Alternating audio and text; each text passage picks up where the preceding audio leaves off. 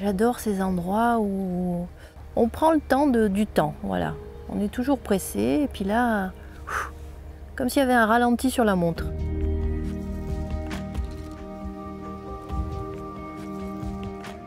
On dirait qu'on est à l'autre bout du monde alors qu'on est à un quart d'heure de Marseille. C'est un joli endroit. Ah, Mesdames cigales, ça y est, c'est le grand réveil.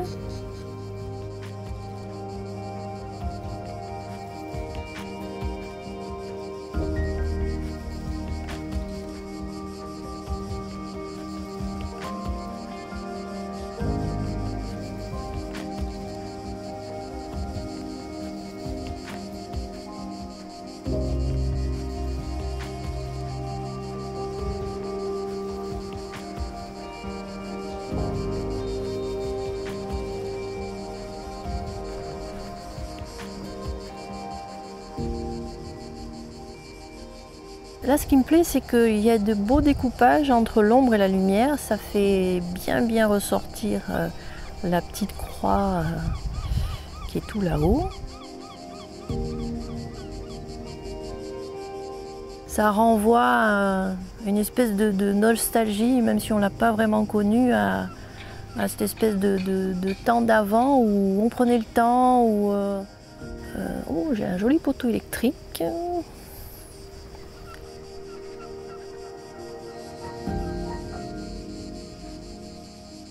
J'aime bien les poteaux électriques.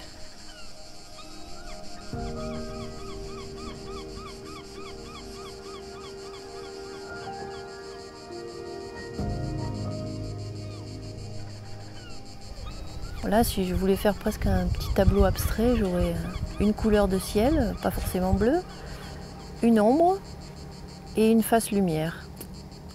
Et là, ça y est, tout est posé. Le fait d'être un petit peu isolé, c'est un peu comme une île, hein.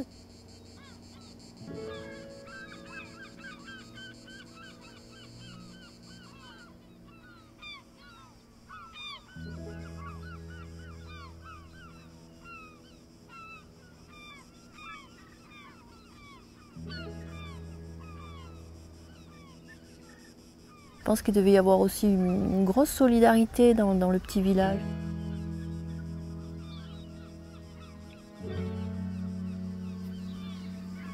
On a un joli bateau là.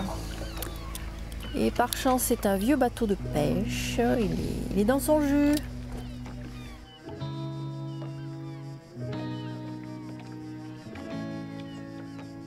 Les bateaux, c'est toujours difficile. C'est plein d'ellipses.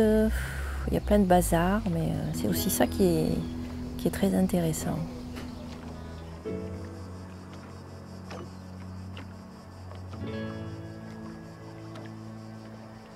Il ne faut pas que je m'emmêle les pinceaux avec toutes ces cordes.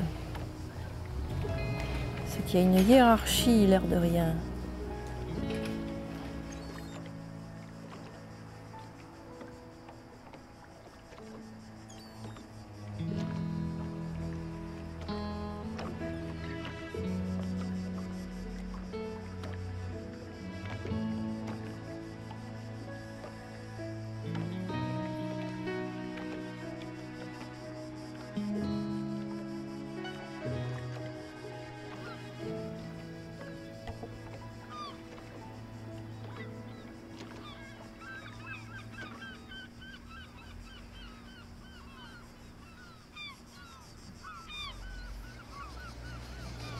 En fait, ces pêcheurs, ils sont constamment en train de bosser, hein.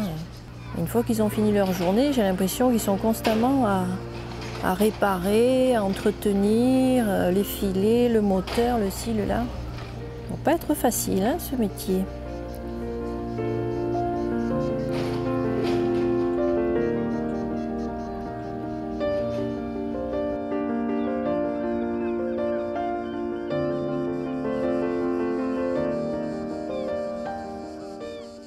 Bonjour. Monsieur Didier.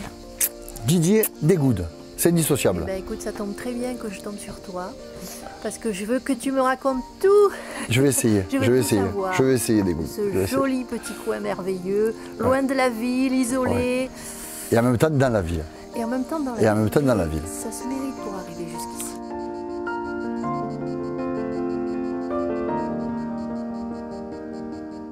Là, tu vois, je vais te mener dans mon restaurant. Ta cantine alors? Ma cantine, qui s'appelle l'Esplai du Grand Bar des Goudes. L'Esplai, c'est de l'argot de pêcheur, je t'en prie. Ça veut dire le bon endroit pour aller pêcher. En l'occurrence, ici, c'est le bon endroit pour venir manger.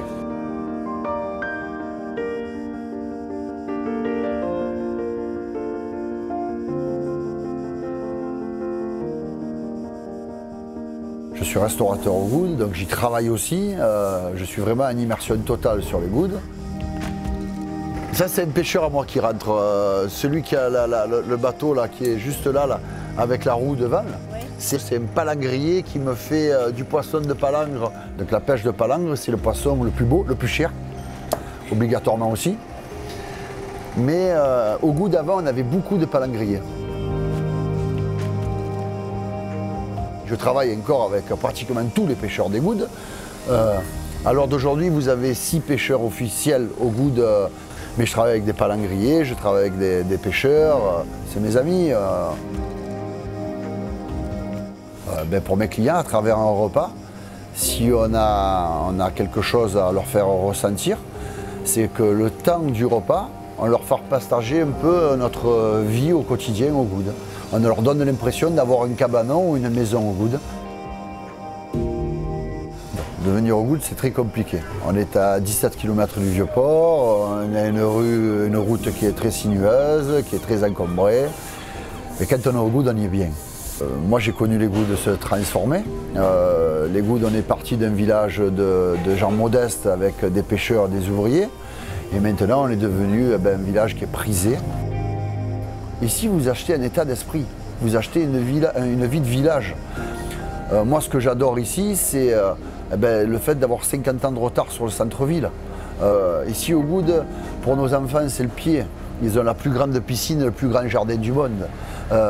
Ça, c'est pour tout le monde. Enfin, moi, je sais que les Goudes, c'est un allié.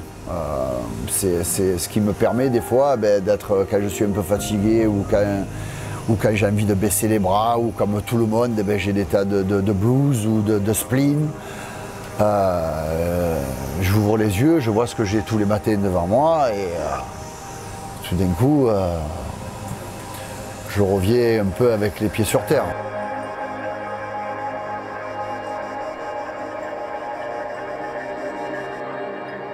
Les Tannes sont au Goudes depuis 1830-1850. Ce qui est sûr, c'est que mon grand-père est né au Goudes, mon père est né au Goudes, je suis né au Goudes, mon fils est né au Goudes. Depuis mes 14 ans jusqu'à maintenant, il n'y a pas eu une année où je n'ai pas travaillé dans ce commerce.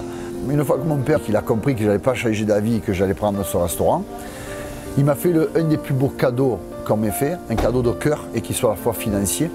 Il m'a donné le labeur de toute une vie, l'effort de toute une vie. Il m'a dit, bon, tu veux prendre le restaurant, voilà, j'ai que ça. Pour lui, c'était sa vie, c'est ses économies d'une vie.